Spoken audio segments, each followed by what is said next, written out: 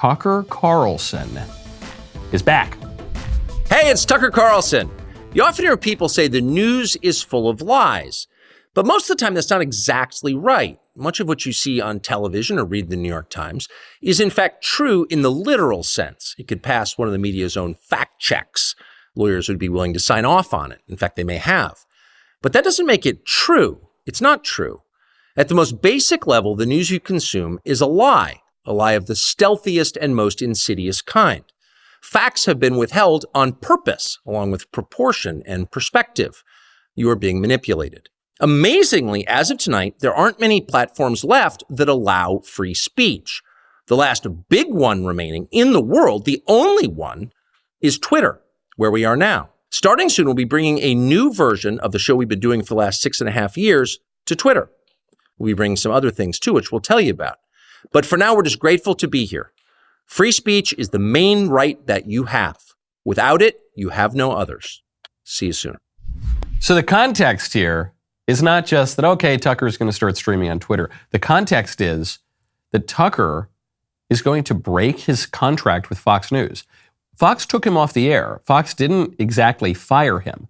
He's still being paid millions and millions and millions of dollars. Reports are that he is still owed out about $26 million on his Fox contract, which he's willing to break to go on and bring you the news and the reports that you're not seeing on other shows on the one platform that will allow you to do it. That would be Twitter.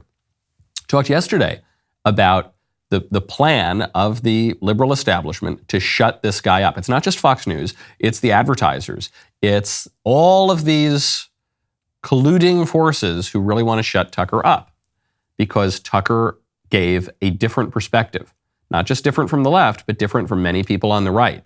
That's why the libs focused on him so much. So the question we asked yesterday was, does this mean Tucker is just going to be silenced through 2024? And I don't know, maybe he listened to the show because he gave the answer like 5 or 6 hours later. He said, we will not be silenced. We're coming back. We're going to be here on Twitter. This is big news, not just because Tucker's voice is extraordinarily important in public discourse, but it's important because this could end cable news. I don't think that's hyperbolic at all.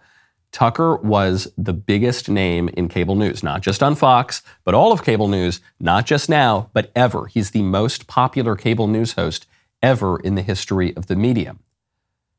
So if Tucker switches his platform, he could bring a huge audience. Now, that in itself wouldn't necessarily doom the medium of Fox News, except for this. Tucker's audience is largely boomers. The cable news audience is largely boomers. And the reason that cable news still exists today is because boomers don't want to turn the channel and they don't want to have to pull up their Roku or their Apple TV or their computer or their phone or their iPad or anything like that. No knock on boomers. I know there are a lot of technologically advanced boomers. I'm a Luddite millennial, so I'm really not casting any stones, but it is just a fact. The reason that cable news still exists is because boomers, almost uniquely at this point, pay for their cable subscription. They leave the TV on during the day. So the 9 o'clock hour picks up all the people from the 8 o'clock hour who didn't want to click the button on the remote. And the 10 o'clock hour picks up the people from the 9 o'clock hour. So if Tucker can convince his largely boomer audience to switch over to Twitter, Tucker's millennial and Zoomer audience was already watching his clips on Twitter primarily. If he can get the boomers to switch over there, that could spell the end of cable news. The day after Tucker's firing was announced, or I guess the very same day because it was on a Monday, the ratings in that hour were chopped in half. And the ratings for the other primetime shows on Fox were chopped down in a quarter. If Tucker can actually just remove that audience permanently, that could spell the end of cable news, certainly the end of the dominance of cable news. Media don't last forever.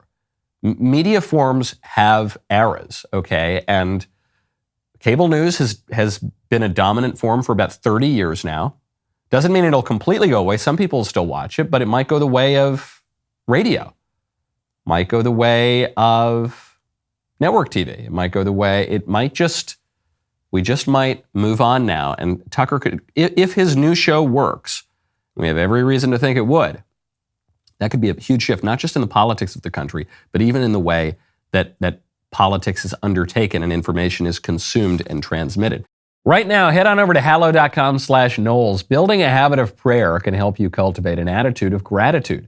Focusing on what you are thankful for can increase positive emotions and improve overall well-being. Hallow is the #1 Christian prayer app in the U.S. It's helped countless people maintain a daily prayer routine, and it can help you too. Download the app for free at hallow.com/Knowles. You can set prayer reminders and track your progress along the way. Not sure where to start? Check out Father Mike Schmitz's Bible in a Year, available on the Hallow app for brief daily readings and reflections, or pray alongside Mark Wahlberg, Jim Caviezel, and even some world-class athletes. Using Hallow to connect with others who share your beliefs and values can provide a sense of belonging, support, and foster a sense of community. With Hallow, you can customize a personal prayer plan that works for you. Listen wherever you are with downloadable offline sessions. Download Hallow at hallow.com/Knowles, K-N-W-L-E-S. Get an exclusive 3 months for free. That is 3 months absolutely free at hallow.com/Knowles. Right now, go to puretalk.com/Knowles. You remember the last time you got a free phone? What happened? You started out feeling great, and then came the hefty activation fees and the 4-line requirements, and of course, the binding contract. Pure Talk is giving you a free 5G Samsung Galaxy phone without the feeling that you've been duped. When you switch to Pure Talk's unlimited talk and text data plan that comes with a mobile hotspot, you will get a 5G Samsung Galaxy for free. That is right, unlimited everything at a fraction of the price of Verizon, AT&T, or T-Mobile. Here's another thing. You will be on America's most dependable 5G network. Not just a similar network, you will be on that network. How do I know that? I'm a customer of Pure Talk. So make the switch. Be like me. Use Pure Talk, the cell phone wireless company I am proud to stand behind, because they are proud to stand behind our mission at the Daily Wire. Pure Talk's U.S. customer service team helped me to make the switch in as little as 10 minutes. I was even able to keep my own phone number. Just go to puretalk.com/Knowles, K-N-W-L-E-S, for your free Samsung Galaxy when you sign up for unlimited talk, text, and unlimited data. puretalk.com/Knowles. Pure Talk, wireless for Americans, by Americans. Speaking of journalism, we have a looming indictment, potentially, of Hunter Biden. I haven't covered it very much because I assume that the liberal establishment is going to figure out some way to let this guy off the hook. It's the president's son. He's been engaging in very clear public corruption for a very long time. They haven't done anything about it. Sometimes I fear that they try to make Hunter Biden a distraction so they don't need to deal with serious issues like the invasion on our southern border right now or the looming prospect of World War III, which neither party seems to be doing very much about, certainly not the Democrats. So I haven't focused on it too much, but we might get an indictment of Hunter Biden. And so preemptively, the White House has banned the New York Post from attending President Biden's only daytime public event on Monday as the federal prosecutors near a decision on charging Hunter for tax fraud and other crimes. Why did they do this? Because the New York Post broke the Hunter Biden laptop story. The liberal establishment went into overdrive to shut down that story, including the government. The government pressured the big tech companies that control the flow of information around the public square, said, don't let this thing go out. Oh, it's Russian disinformation, blah, blah, blah. Joe Biden himself called the New York Post story Russian disinformation. And now the New York Post is totally vindicated. We know it wasn't disinformation. We know it was just true information. So Joe Biden, who can't answer a question even from a friendly reporter, doesn't want to get a hostile question from the New York Post, so they banned the Post from the press conference. What needs to happen now is if Hunter Biden actually is indicted, we need the New York Post reporters, maybe the editor of the Post, to show up to whatever news conference that is, like Andrew Breitbart at the admission of guilt by Representative Anthony Weiner. A lot of people may have forgotten this incident. Anthony Weiner texted out a picture of his, well, you know, you get it from the name. So he tweeted that out publicly. He intended to DM it privately to someone on Twitter. Breitbart caught this. He said, hey, look, Weiner's caught in this huge scandal. And everyone said, oh, it's disinformation. It was a hacking. How dare Breitbart? It's terrible. It's awful. And then coincidentally, Breitbart happened to be in New York when Anthony Weiner was holding his press conference to say, yeah, okay, I did it. Sorry, whoopsie daisy. And then Breitbart just took the stage and he spiked that football and he said, I was right and you guys are all completely corrupt and I'm the only journalist in this room. That's what the New York Post has to do on the Hunter Biden laptop story. The Hunter Biden laptop story suppression may have thrown the 2020 election to Joe Biden, made it much, much easier for Joe Biden to claim victory. After that election, 12% of Biden voters, according to one poll, said they would not have voted for Biden had they known about the story.